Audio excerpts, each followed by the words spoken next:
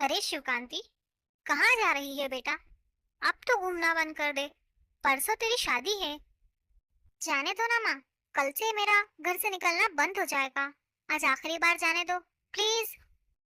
अच्छा बेटा, लेकिन मुझे एक बात बता। क्या तुझे कभी डर नहीं लगा उस पेड़ के पास? नहीं माँ, आज तक तो नहीं लगा। तुम और बाकी सब लोगों को पता नहीं उस पेड़ पर कौन सा भूत और कौन सी चुड़ैल दिखाई दी। आपको पता है, मैं चुपके चुपके वहां कई बार रात को भी गई, लेकिन मुझे तो कोई नहीं दिखा। अच्छा जा, चल जा, बहस मत कर, चली जा, लेकिन जल्दी आ जाना। ठीक है माँ।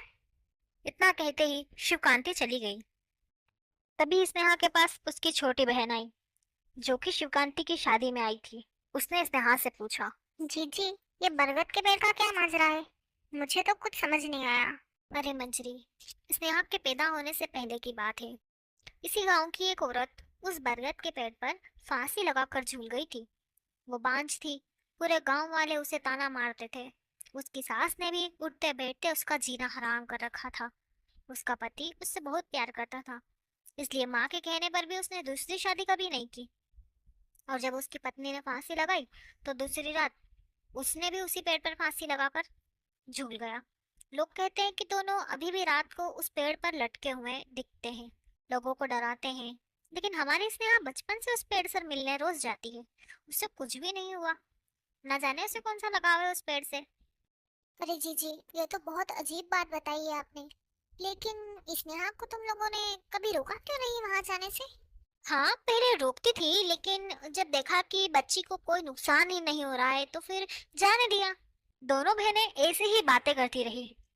ऐसे ही 2 दिन बाद स्नेहा की शादी का दिन भी आ गया। दुल्हन बनी स्नेहा विदा भी हो गई। रेलवे स्टेशन तक वो कार में गई, और वहां से सबका रात वाली ट्रेन में रिजर्वेशन था।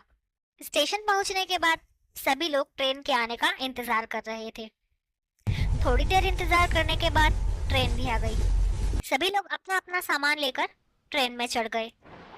सभी लोगों ने खाना खाकर कुछ देर तक बातें की। रात को 9 बज चुके थे, इसलिए सभी को नींद आने लगी। क्योंकि शादी की थकान हो गई थी, इसलिए सभी अपनी अपनी सीट पर जाकर सो गए। शिवकांति भी शादी की थकान से काफी थक चुकी थी, इसलिए वह भी अपनी सीट पर सो गई।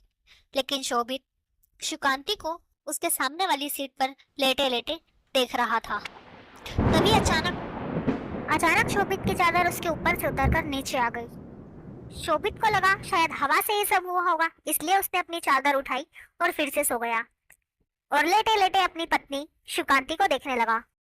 कुछ देर के बाद दोबारा ऐसा ही हुआ, इसलिए वह खड़ा हुआ और उसने अपने आसपास सभी दूर देखा, पर उसे कुछ नजर नहीं आया। इसलिए उसने अपनी चादर उठाई और फिर से लेट गया। कुछ देर के बाद किसी ने शोभित को पैरों से खींचकर नीचे पटक दिया। अरे कौन है? छोड़ो मुझे, छोड़ो। शोभित की आवाज सुनकर शिवकांति के साथ साथ सभी लोग जाग गए। तभी अचानक शोभित को किसी ने हवा में उछालना शुरू कर दिया। जो लोग अरे उसको कौन हो बचाने तुम? गए, छोड़ो, वो लोग छोड़ो भी मुझे, छोड़ो। अचानक हवा में उछलने लगे और ट्रेन की छत से टकराकर जमीन पे आ गिरे। कुछ लोग बहुत घायल हो गए और कुछ मृत्यु के घाट उतर गए। शोभित भी पूरी तरह से घायल हो चुका था। चोटें आई है। जब उसे थोड़ा होश आया, तो उसने सोचा कि वह शिवकांति को लेकर कहीं उतर जाए, लेकिन जैसे ही उसने यह सोचा था, उसे फिर से किसी ने हवा में उछालना शुरू अरे कर दिया। ये क्या हो वो रहा इतनी है? जोर से प्लीज कोई उछाला हमारी कि मदद उसका करो। सर कोई ट्रेन इन्हें की नीचे छत से उतारो। टकराकर प्लीज नीचे कोई हमारी जमीन पे आ मदद गिरा, करो प्लीज। और वहीं उसकी मृत्यु हो गई। तो उसने देखा उसका पति मर चुका है और सभी लोग अस्पताल जा चुके हैं। वह बहुत जोर जोर से रोई।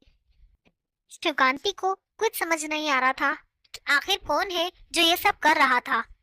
उसने ट्रेन में सभी आसपास देखा, लेकिन उसे कोई दिखाई नहीं दिया।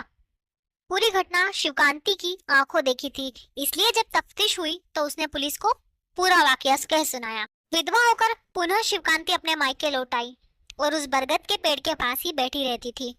उसे तरह तरह के ताने मिलते कि वो ही अपने पति को खा गई है। कभी कभी ये सुनकर वो पागलों सा व्यवहार करने लगी। सबको लगता था कि इसके ऊपर चुड़ैल आ गई है, बरगद वाली चुड़ैल, क्योंकि उसका व्यवहार ही ऐसा हो गया था। एक दिन शिवकांति बरगद के पेड़ के पास शांत स्वभाव में बैठी हुई थी। तभी अचानक कुछ लोग उसे देखकर ताना मारने लगे। मनोज कहीं की, शादी होते ही अपने पति को खा गई, अभी भी चैन नहीं है, ना जाने कितने लोगों को मार खाएगी। हाँ हाँ भाई, बहुत बड़ी मनहूस है। इस मनहूस का छाया अपनी बच्चियों पे नहीं पड़ने देना है। तभी अचानक वे लोग जो शिवकांति के बारे में बातें कर रहे थे हवा में उछलने लगे और जोर जोर से हवा में उछलने के बाद जमीन पे आ गिरे और घायल अवस्था में अपने घर पहुंचे। यह सारा वाकया शिवकांति ने अपने घर जाकर अपनी माँ को बताया। स्नेहा ने जब शिवकांति की सारी बातें सुनी तो जाने माने तांत्रिक को बुलाया और उसे शिवकांति को देखने के लिए कहा। जब तांत्रिक ने शिवकांति को देखा तो उन्हें अपने शक्तियों के अनुसार पता चला कि शिवकांति दो आत्माओं के कब्जे में है। तभी उन्होंने उस पर मंत्र पढ़ना शुरू कर दिया। जब तांत्रिक ने शिवकांति पर मंत्र पढ़ा तो दोनों आत्माएं स्वतः आई और बोली, मैं केतकी, मुझे सब बांझ के कर बुलाते थे, इसलिए मैंने फांसी लगा ली थी और मेरे पति ने मेरे गम में फांसी लगा ली। उसी पेड़ पर हम दोनों की आत्माएं भटक रही थी। सभी हमसे डरते थे, तभी ये बच्ची हमारे पास आई। इससे हमें प्रेम हो गया, क्योंकि मेरी मौत का कारण संतान ना होना था। इसे मैं अपनी बच्ची की तरह मानने लगी। हम कभी भी अपना गंदा रूप इसके सामने लेकर नहीं आए, ना ही कभी इससे कोई नुकसान पहुंचाया। लेकिन जब इससे शादी करके कोई हमसे दूर ले जा रहा था तो हमसे सहन नहीं हुआ। हम दोनों पति पत्नी ने इसीलिए इसके पति को मार डाला। जब ये विधवा हो गई तो सब इसे मेरी तरह ताने मारने लगे। तब मैंने इसके शरीर में घुसकर लोगों को डराना और मारना शुरू कर दिया, क्योंकि इस बच्ची का दुख हम दोनों पति पत्नी नहीं देख सकते थे। बेटा शिवकांति, हमें क्षमा कर दो। हमसे तुम्हारा दूर जाना सहा नहीं गया, इसलिए हमने ये सब किया। हमें माफ कर दो। गांव वालों ने जब यह बात सुनी तब उन्हें समझ आया। कुछ दिन के बाद जब शिवकांति ठीक हो गई तो उसकी शादी उसी गांव में कर दी गई। उसके छोटे छोटे बच्चे भी हुए, लेकिन शिवकांति ने उसके बच्चों को उस पेड़ के पास कभी नहीं आने दिया।